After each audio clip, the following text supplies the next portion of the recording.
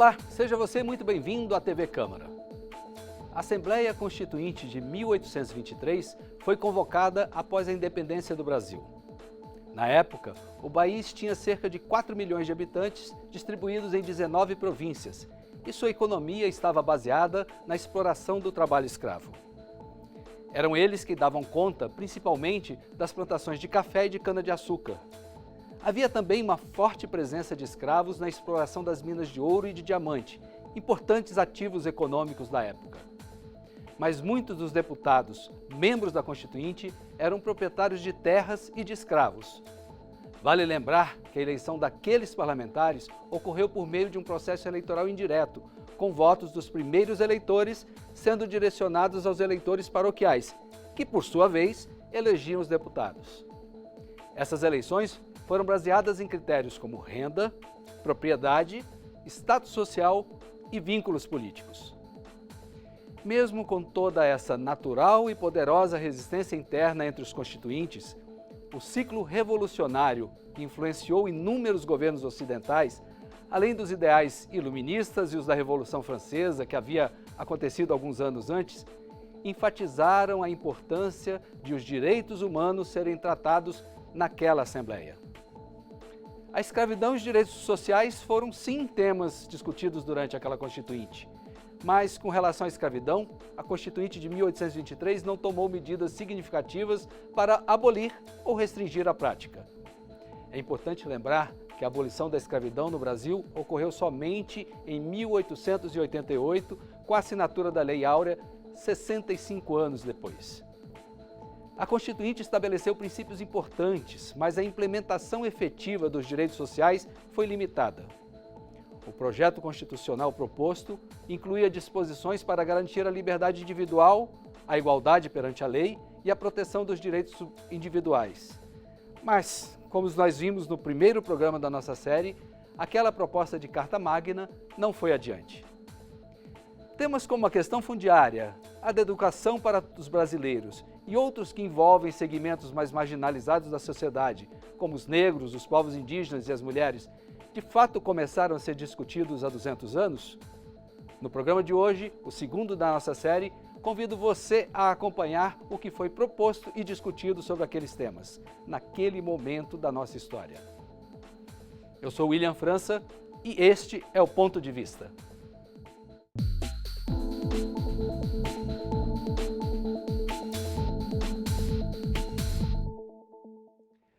No programa de hoje, o Ponto de Vista recebe dois estudiosos que vão ilustrar muito essa discussão.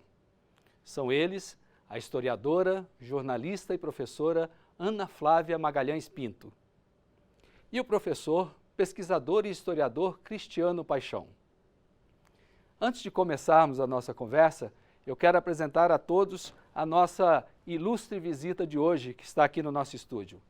É a carta da escravizada Maria Joaquina, endereçada aos constituintes de 1823, que denunciava um crime cometido contra sua pessoa por uma dupla de escravistas no Rio de Janeiro. Ela queria tornar o seu estado natural, quer dizer, ela queria ser liberta. Mas daqui a pouco a gente conversa sobre isso, porque agora nós vamos falar um pouquinho com os nossos convidados. Antes, porém, eu queria pedir que a gente assista um vídeo aqui no nosso telão. Em 1823, os deputados eleitos trabalharam por quase 7 meses para criar a primeira Constituição do Brasil. Foram produzidos 38 projetos de lei, o regimento interno e o projeto de Constituição.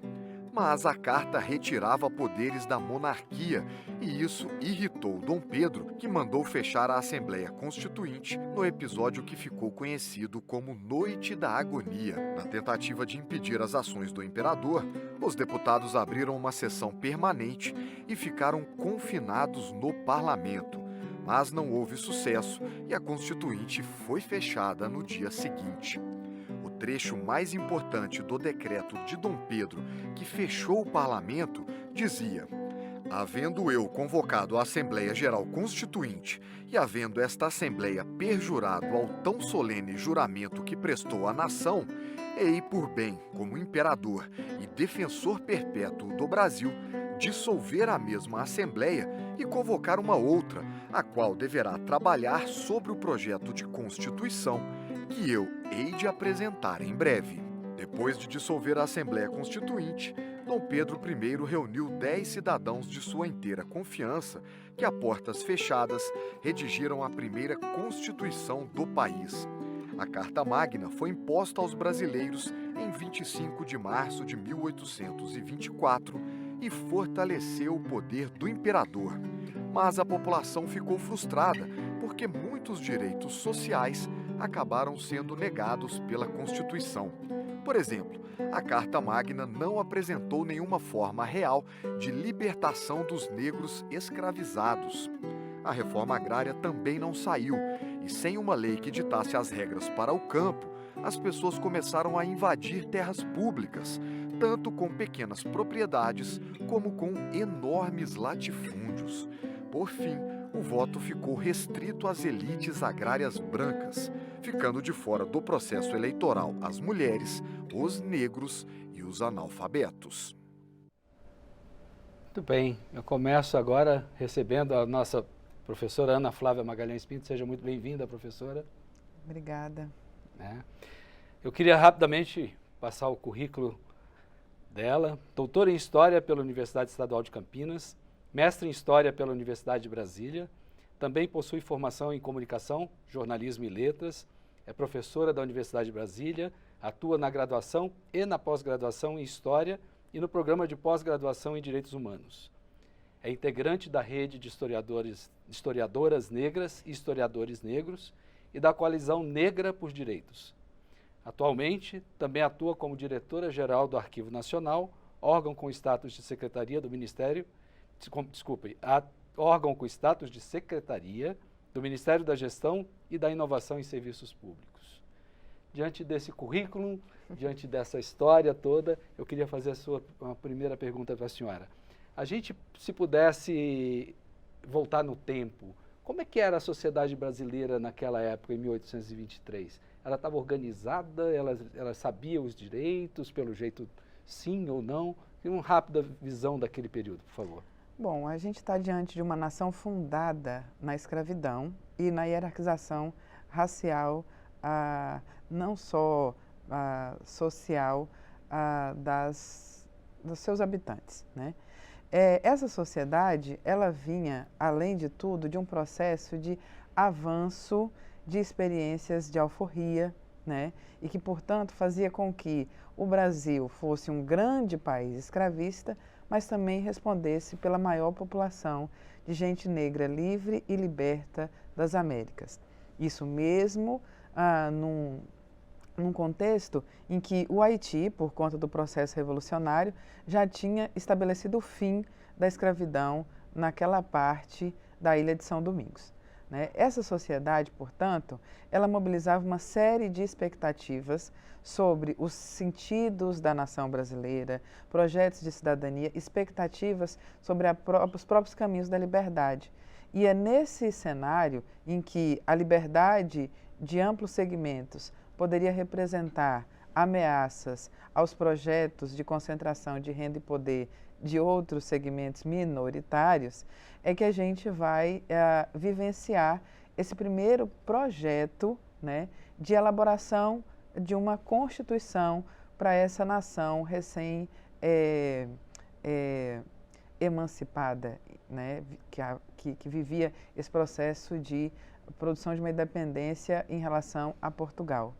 É importante que a gente, então, limpe os óculos, troque as lentes, para que a gente olhe para esse momento não apenas desde as perspectivas de um grupo minoritário, concentrador de renda e poder, que tinham características também fenotípicas.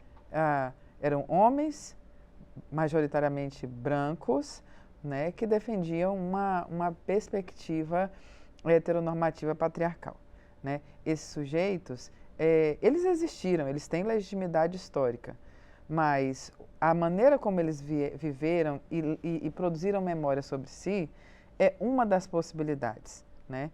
É preciso que a gente também enxergue esse momento das lutas por independência do Brasil a partir de outras possibilidades e expectativas de futuro que eram mobilizadas nessa época. E aí é uma maneira da gente, inclusive, colocar no centro, na frente dessa paisagem, personagens como mulheres, negros e negras, pessoas negras de diferentes sexos, pessoas indígenas, né? Que, inclusive, a partir dessas experiências, permitem que a gente coloque em xeque determinadas leituras simplificadas sobre o que foi vivido nesse momento. Muito bem. Já já a gente continua essa leitura desse momento histórico. Agora eu quero falar do nosso segundo convidado, Cristiano Paixão, doutor em Direito Constitucional pela Universidade Federal de Minas Gerais, mestre em Teoria e Filosofia do Direito pela Universidade Federal de Santa Catarina, também é PhD em Historiografia na Escola de Altos Estudos em Ciências Sociais de Paris. Professor associado na Faculdade de Direito da Universidade de Brasília e do Programa de Pós-Graduação em Direitos Humanos e Cidadania, os dois atuam juntos, né, na mesma área. Atualmente, subprocurador-geral do Trabalho.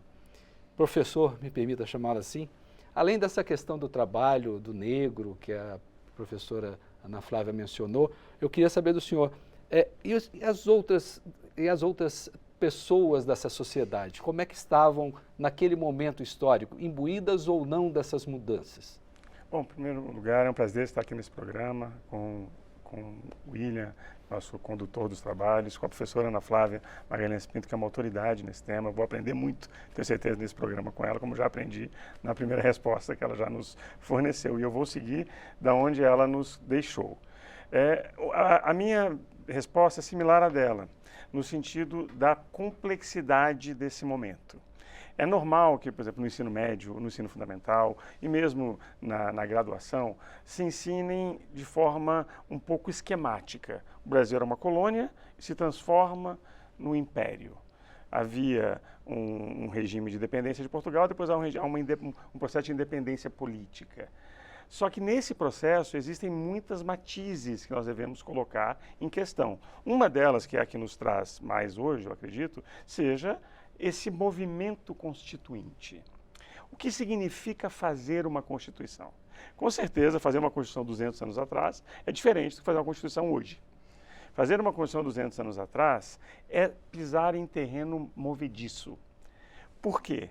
Porque essa elite branca, minoritária, patriarcal, que esteve no controle do processo de independência, ela tinha uma necessidade, que é fundar um novo país.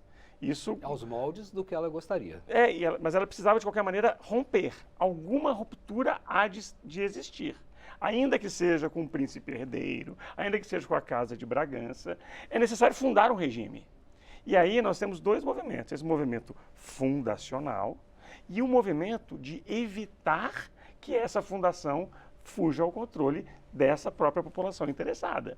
Porque muitas coisas não estão escritas na Constituição. A nossa Constituição de 1824, que ela é feita depois da dissolução da Constituinte de 1823, ela é muito lida também pelos silêncios dela, pelo que ela deixa de falar. E também pelos silêncios, digamos, ativos. É na perspectiva do que ela faz para evitar que pessoas participem, digamos, daquela comunidade política. Ao longo do programa a gente pode detalhar isso, mas o que eu acho importante frisar é que aqueles atores políticos estavam diante de um dilema, que era, vamos fazer algo novo, mas isso não pode ser muito novo. Não pode ser uma república, não pode ser uma nação que tenha um amplo índice de igualdade.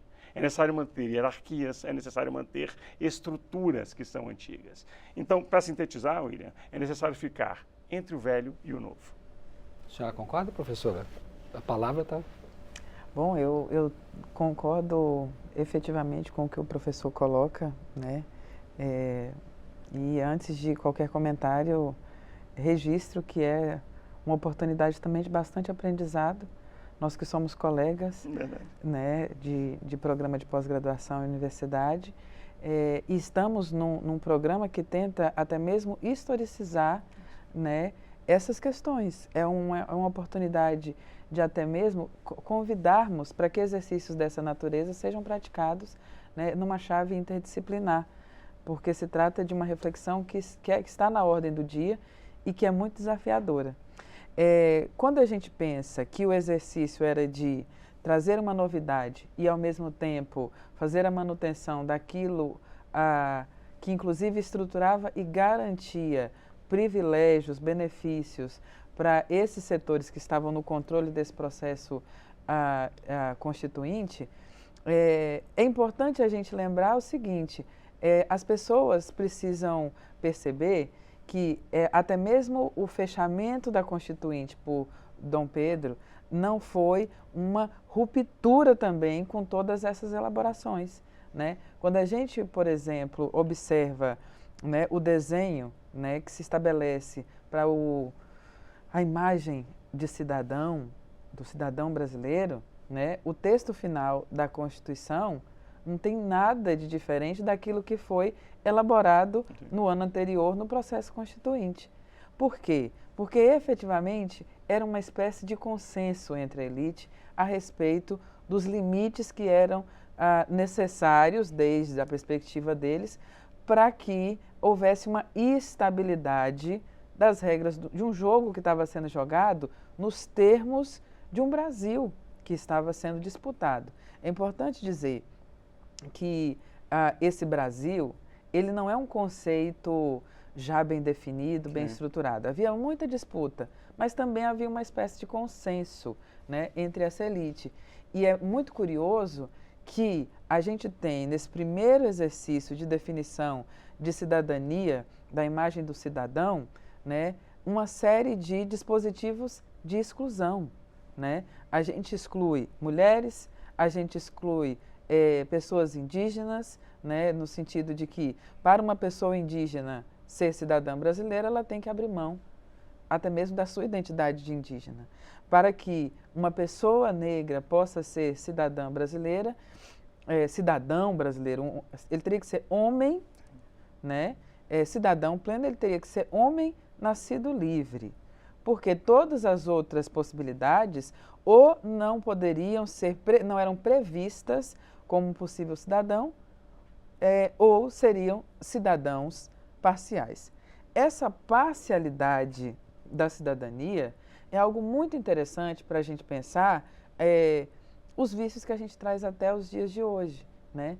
Parece tranquilo para a nossa sociabilidade falar em cidadania incompleta, cidadão de segunda classe, né, quase cidadão. A gente construiu isso historicamente e romper com esses projetos ainda está na ordem do dia. Sim, eu quero complementar com algo que me veio após a fala da professora Ana Flávia, no que diz respeito a como fazer uma Constituição. Porque a gente tem que pensar que a gente tinha essa estrutura toda que tinha que ser conservada na perspectiva da elite. Era necessário conservar, era necessário usar todos os meios para conservar. Ao mesmo tempo, é necessário dizer algo novo. E esse algo novo é um vocabulário político novo. Vinha de uma pressão, inclusive, externa, né? Com as mudanças que estavam acondo. Sim, mas aí daqui a pouco eu vou dizer que havia ambiguidade também externa.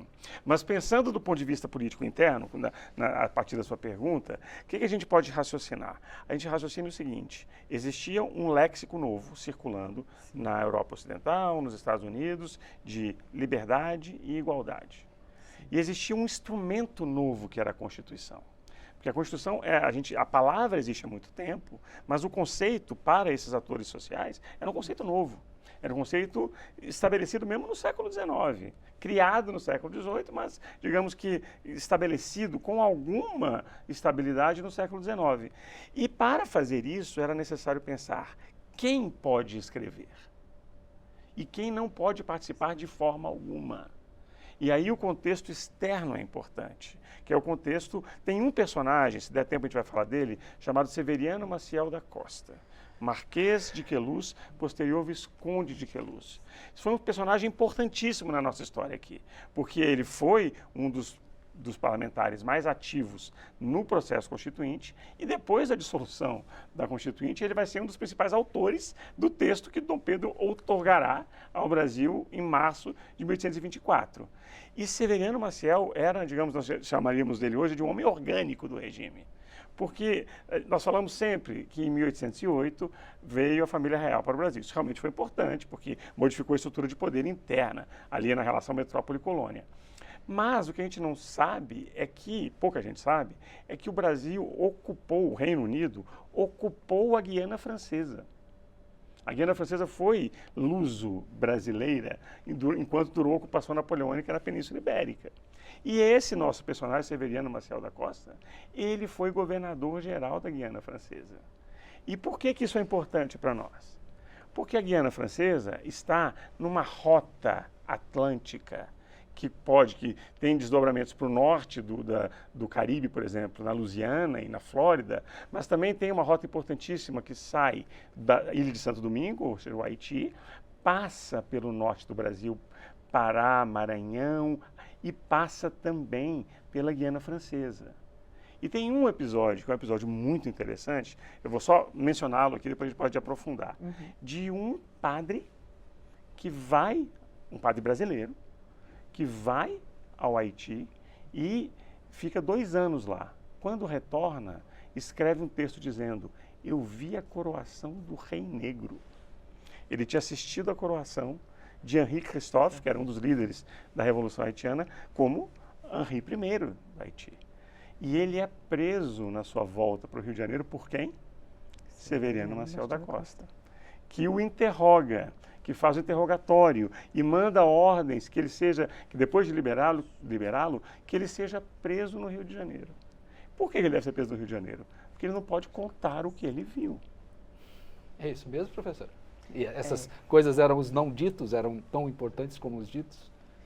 E aí a gente entra num terreno que é daquilo que foi insistentemente dito e só por chave de uma política de memória silenciadora é que hoje esses dados nos parecem estranhos.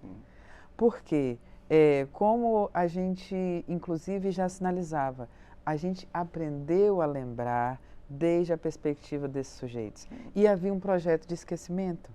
Né? Esse projeto de esquecimento é que fazia que prisões como essa acontecessem, que outras iniciativas de afirmação dessa liberdade, essa outra maneira de pessoas negras estarem inscritas nessa história, pudesse ser reconhecida como definidora. Né?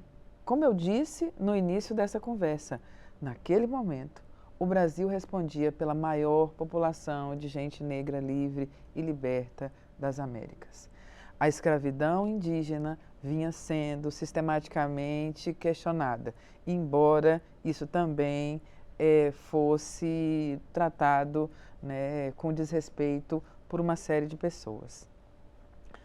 É importante dizer que nesse contexto todo, né, essa incorporação de pessoas indígenas a esse amontoado de potenciais brasileiros, inclusive autorizou que regimes de escravidão disfarçada fosse praticada contra pessoas indígenas, que essa violação de cidadania também acontecesse. E é nesse cenário aí que silenciar o padre, né, era interessante, que uma história também me veio e a gente pode juntar o padre com uma liberta. E aí é importante, quando eu digo como a gente aprende a lembrar, nessa casa, no arquivo da Câmara, existe a história de uma africana de nação cabinda chamada Maria Joaquina. Ela está registrada... A gente vai contar dela já já. Vamos, mas é importante que a gente, inclusive, entenda esse padre, um homem livre, nascido livre, que anuncia uma possibilidade de afirmação de liberdade negra no Haiti. Nesse momento, a gente já tinha vivido até mesmo a revolta dos búzios, a Revolução dos Alfaiates, que inclusive estabelecia uma expectativa de fim da escravidão no Brasil. A gente já tinha vivido a Revolução de 1817 em Pernambuco, em que até mesmo se falava, né, portugueses e caiados todos devem acabar, porque no Brasil só pretos e pardos hão de habitar. Havia uma expectativa sobre quem seriam os edificadores da nação brasileira. E uma notícia como essa seria um problema, assim como a nossa já chamada na conversa Maria Joaquina, que por força dessas experiências alimentava uma convicção de que não haveria outro lugar para ela nessa sociedade que não aquela que ela se entendia. E é curioso que ainda hoje, a despeito do grande serviço de preservar esse documento, a gente não lê, e a gente vai contar isso daqui a pouco, a ação de Maria Joaquina nos termos que ela mesma se definia. Ela se definia como uma liberta, mas a gente se viciou a enxergar pessoas negras na condição de escravas, nem de escravizadas. Por isso que o documento está lá registrado, Maria Joaquina, a escrava. Essa história dessa escrava se conecta com esse universo que inclusive vai permitir que lá nesses primeiros anos de Brasil independente, muita repressão tenha que ter acontecido e seguiu acontecendo a silenciar o papel da raça na época. A gente está falando um preconceito de cor, né, era a expressão da época, ódio de raça, o preconceito de cor, o papel dessa raça na definição de cidadania. Eu falo isso porque, assim, aproveitando que a gente está nessa casa, que é uma casa de construção das leis, de interpretação das leis, né, a gente segue cometendo um erro. Parece que o acerto de contas que a população negra tem que fazer com as legislações, ela começa em 1888. Se a gente está pensando que na Constituição de 24 há uma interdição a essa cidadania de gente negra, de gente indígena, o acerto de contas tem que começar lá atrás. Porque é essa Constituição muito elaborada e lembrada posteriormente, mantida nos termos desse silenciamento dessa tensão, que inclusive autorizou, facilitou que se fossem necessários mais 66 anos, 65 se a gente considerar a Constituinte, para que legalmente a escravidão fosse extinta. Mas considerando os desafios que nós enfrentamos hoje, né, de combater a escravidão contemporânea, nós temos aí um passivo de mais de 200 anos que a gente ainda precisa refletir, não nessa chave da pessoa negra, da pessoa indígena, como o escravo ou como o não cidadão, né, mas como justamente o cidadão, o sujeito de direitos. Muito bem. A senhora falou aqui por vários momentos da Maria Joaquina. E eu vou aproveitar esse momento aqui, porque chegou a hora da gente falar da nossa ilustre convidada, dessa presença mais que especial, que é a carta da Maria Joaquina, que ela encaminhou para a Constituinte. Professora, eu sei que a senhora talvez seja a maior autoridade brasileira nesse tema, já já a senhora vai contar melhor do que se trata esse documento e qual a importância dele. Ela, a escrava, pedia que fosse reconhecida como liberta. Esse documento acabou sendo protocolado no livro de porta da Assembleia Geral Constituinte. Eu gostaria de pedir que fosse exibido um QR Code aqui na tela, para que você que nos assiste possa ter acesso a este e a todos os outros demais 3.697 documentos que integram o acervo da Constituinte de 1823. Todos estão digitalizados e acessíveis. Vale lembrar que qualquer cidadão interessado pode ter acesso aos documentos originais e também esses digitalizados que estão no site do Arquivo Histórico.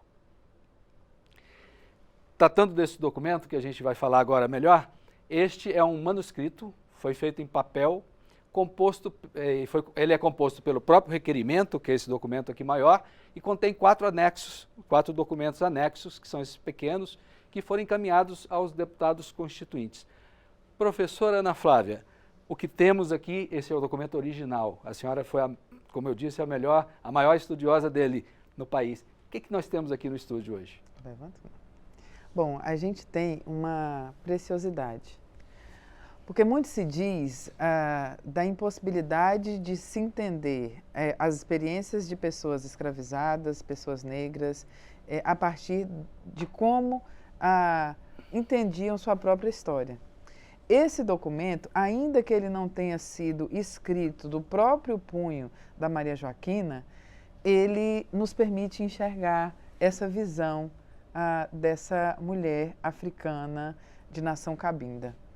Antes de contar o que tem nesse documento, eu acho interessante elogiar o esforço do arquivo da Câmara dos Deputados, porque, além de ter o documento digitalizado, está acessível também a transcrição desse documento paleográfico, né, manuscrito.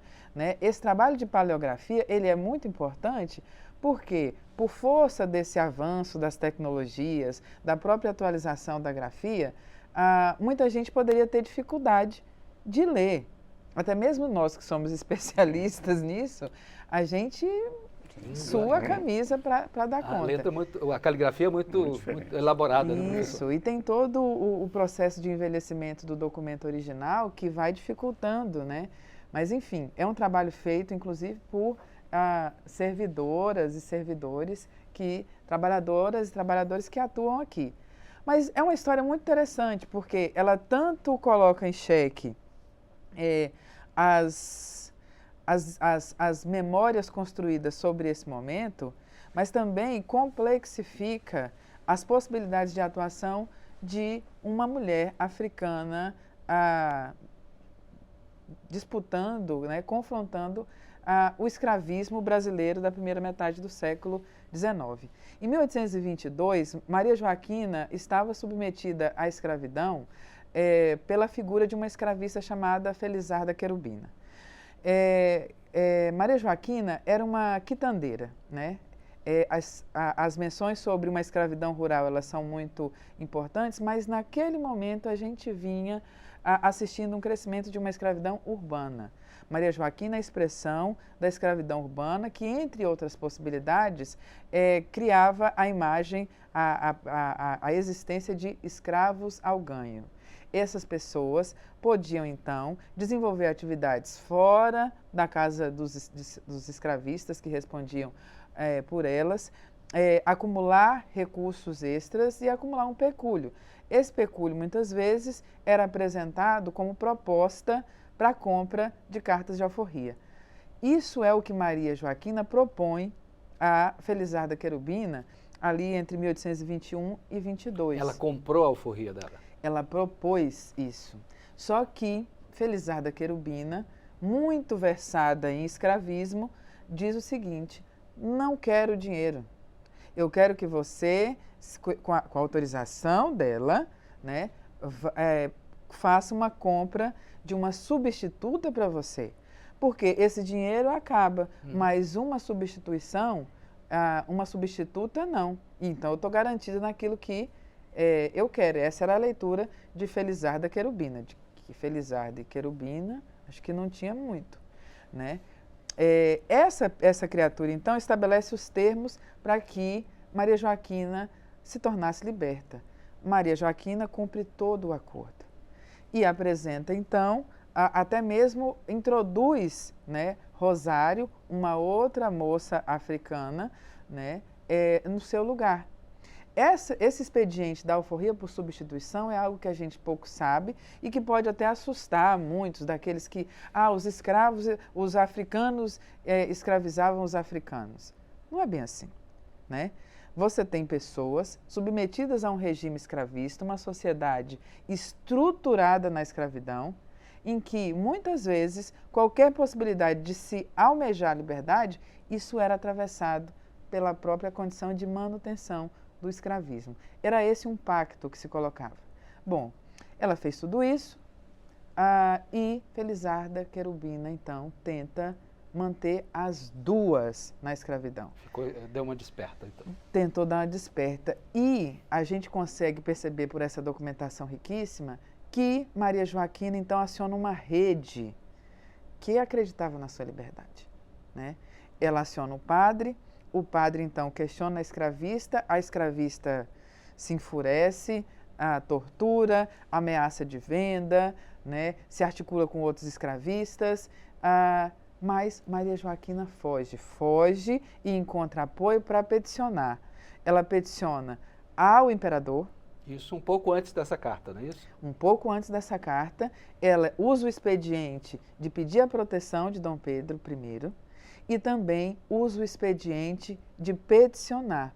Ela peticiona perante a Assembleia Constituinte na certeza de que, uma vez que ela conseguia provar que ela estabeleceu todos os procedimentos que garantiam a ela o status de liberta, era assim que ela entendia que aquela Constituinte a entenderia e a protegeria em seus direitos.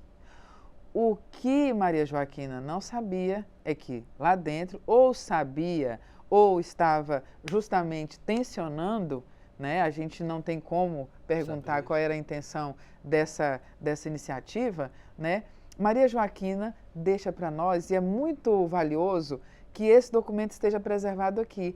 Ela coloca em xeque tudo aquilo que aquela Constituinte negligenciava conscientemente. Porque é importante dizer, Maria Joaquina era a expressão máxima do sujeito que habitava o Brasil, que não seria visto como cidadão ao longo de todo o século XIX. Muito bem. Muito obrigado. Eu queria agora saber do professor Cristiano, esse documento aqui é um dos 1.107 requerimentos que chegaram naquela Assembleia Constituinte, com os mais diversos pedidos, né?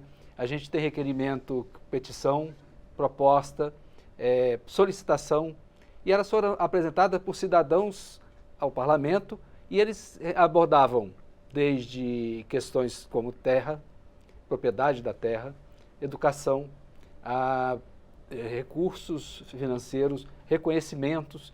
Eu queria saber do senhor, assim como essa, os outros documentos, o que fez de diferente naquele momento? Qual era a diferença dessa participação? A importância, primeiro, esse é um documento precioso, né? Então, parabéns à Câmara por poder recuperar, a professora Ana Flávia por liderar esse projeto de compreender esse documento, o significado histórico dele.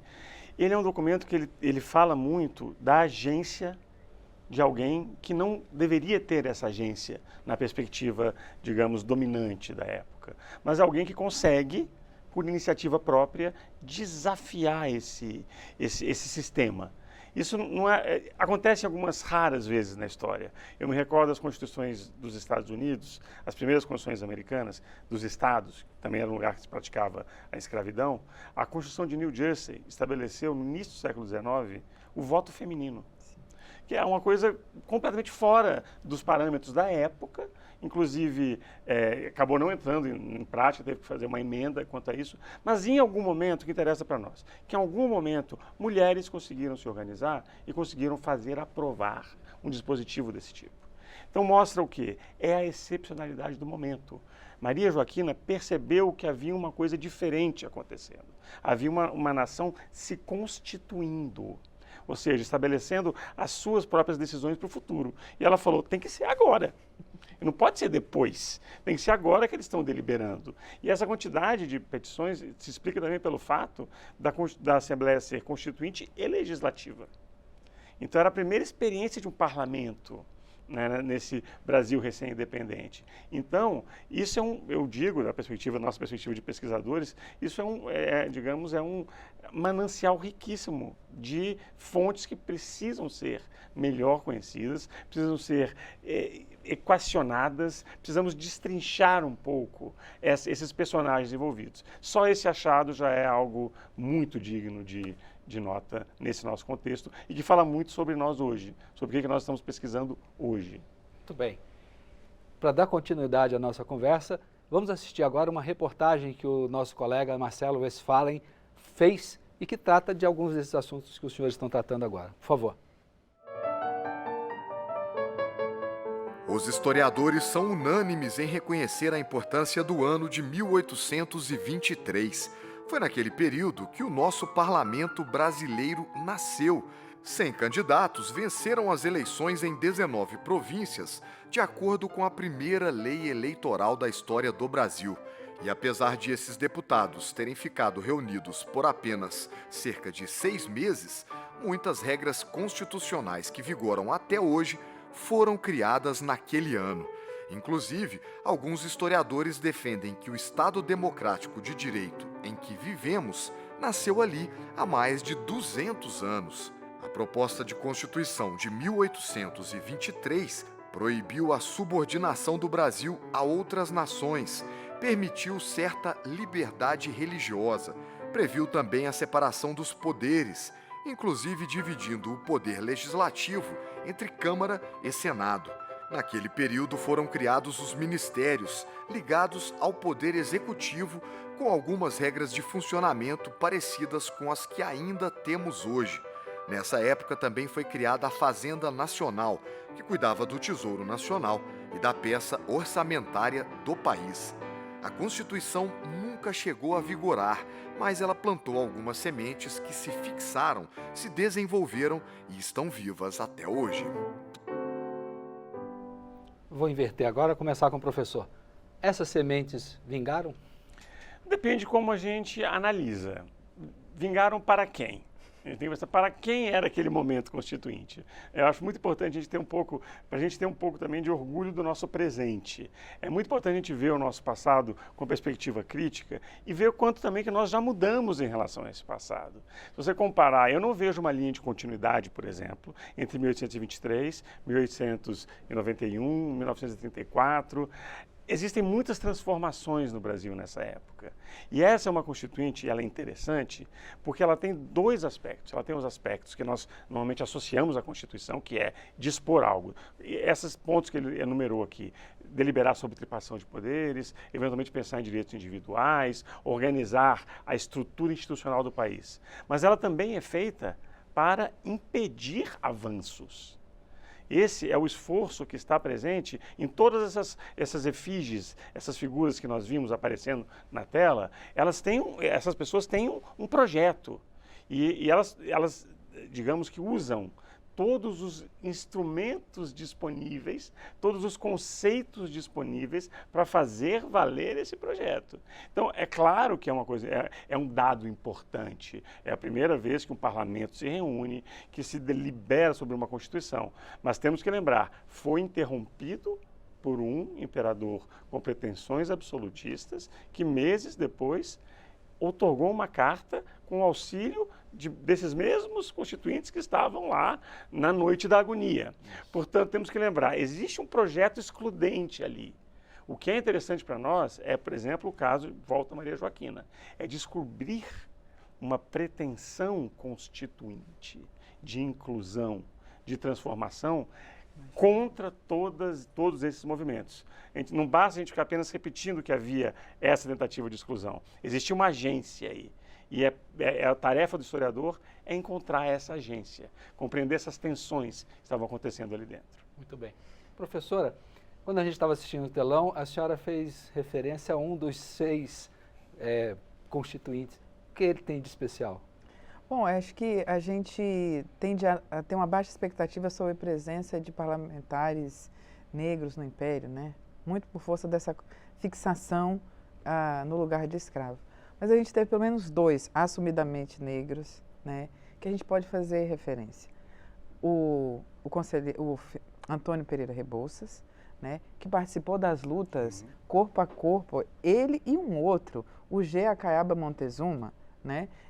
Esses sujeitos, eles atuaram, né, nas lutas, até em termos corporais mesmo, do calor física, da hora mesmo, das lutas pela independência na Bahia, né?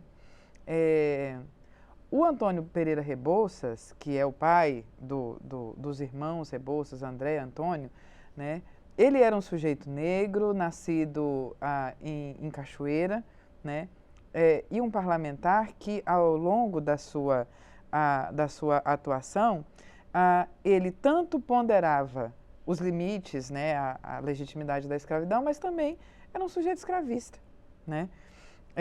E é importante que a gente matize essas participações.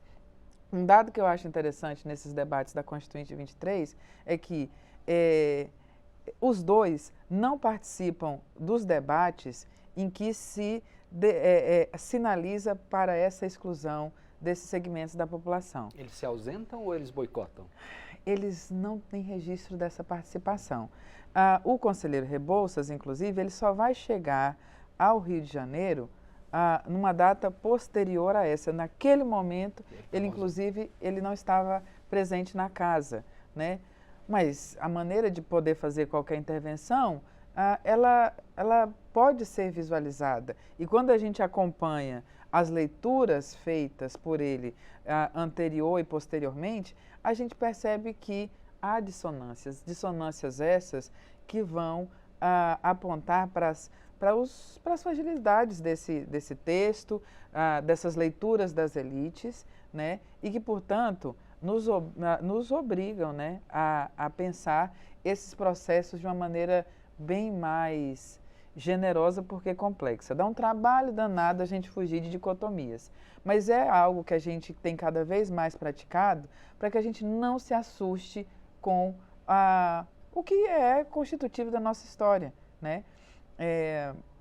E nesse sentido, são figuras que a gente precisa visitar tanto para perceber rupturas como tradições. Existem tradições, e aí me permita articular há continuidades entre 23 e 1988.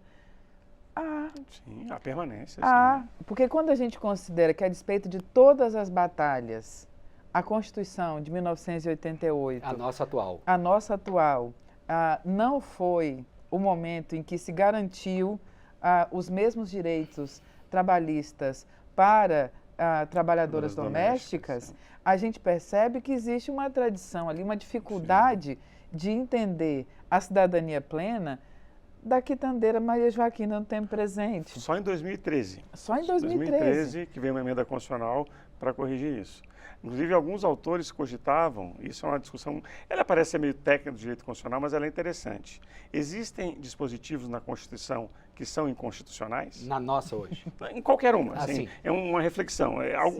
Uma parte da Constituição pode ser inconstitucional? Tem prevalecido a ideia de que não, pela ideia de unidade da Constituição. Mas se existir é esse dispositivo. É um dispositivo de uma Constituição que se coloca a favor da dignidade da pessoa humana, se constitui como Estado democrático de direito, coloca a igualdade como uma espécie de super-princípio e depois, num parágrafo, excetua direitos sociais de uma trabalhadora ou de um trabalhador. Então, é evidente que o projeto constituinte é sempre incompleto. Isso faz com que a gente até reflita sobre uma discussão que quase que tomou proporções desnecessárias, que é a respeito de se as democracias são relativas ou não.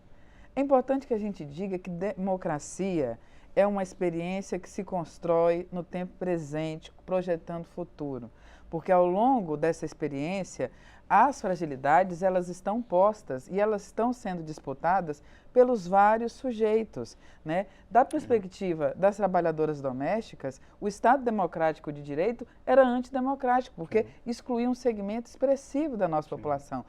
E a gente tem batalhado para que essa aposta, essa crença na democracia, ela se amplie, ela se consolide e que ela de fato seja para todas, todos e todes. Muito bem. E sabe, tem um interesse, uma coisa rápida e tem a ver com isso, é a questão de que nós temos hoje, felizmente, vejo isso na universidade, nós temos cotas para negros, indígenas, em algumas seleções para pessoas trans, e isso transformou a nossa universidade, assim, transformou o Brasil, na verdade, é uma revolução silenciosa. Isso foi cogitado na Constituinte 87 e 88. Na subcomissão de negros, indígenas e pessoas com deficiência, isso foi aprovado.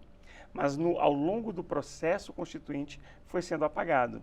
Então é interessante, não constou do texto constitucional. Depois foram vitórias que foram surgindo pela sociedade civil. Pelo amadurecimento da sociedade. Mas é importante ver isso. Em algum momento, atores viram isso como algo possível. Muito bem. Professores, estamos caminhando para o nosso final. A conversa está muito gostosa, mas eu preciso encerrar nosso programa. Começar pelo senhor. Suas considerações finais sobre esse momento de 23 que a gente conversou aqui, por favor.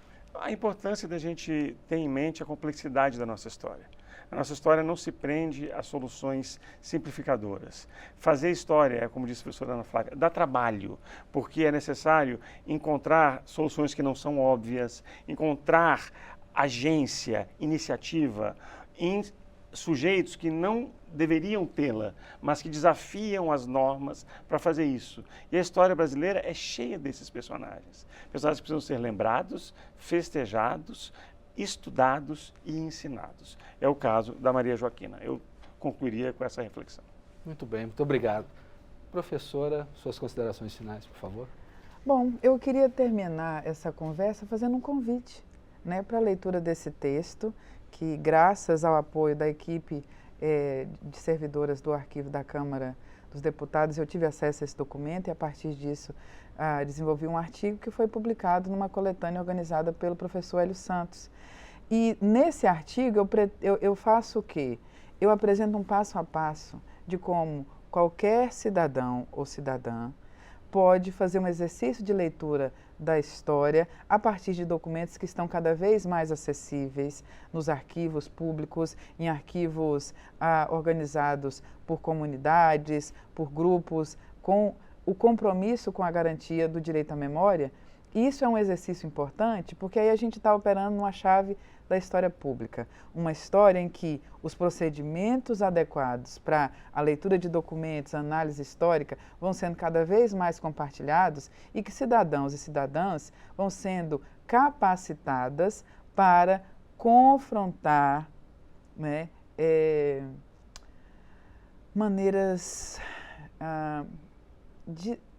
desrespeitosas, desonestas de se fazer a disputa pelo direito à memória e à história, né? Que confronte, por exemplo, manipulações que negue a agência, que negue a violências cometidas e que, portanto, negue a possibilidade da gente resolver problemas que são constitutivos da nossa experiência no tempo presente, porque são construídos ao longo do tempo. A gente tem um patrimônio que a gente precisa saber lidar melhor com ele.